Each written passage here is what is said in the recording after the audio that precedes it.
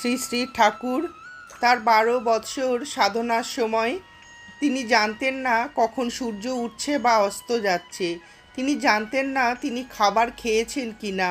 কদাচিৎ ক্ষণিকের জন্য বাহ্য জ্ঞান ফিরে এলে তিনি অনুভব করতেন যেন তার ভেতরে কে রয়েছে, এবং তিনি জিজ্ঞাসা করতেন, তুমি কে? তুমি কী জন্য এখানে এসেছো? মা তাকে এইভাবে আবিষ্ট করে রেখেছিলেন।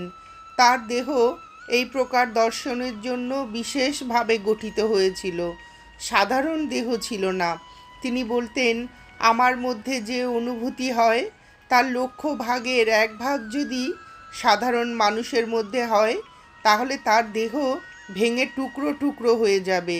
একটা পাগলা ষাঁড় বাগানে ঢুকে যেভাবে সব কিছু ভেঙে উপড়ে দেয়, সেইভাবে তিনি মত্ত হাতির সঙ্গে তার ভক্তির তুলনা করতেন।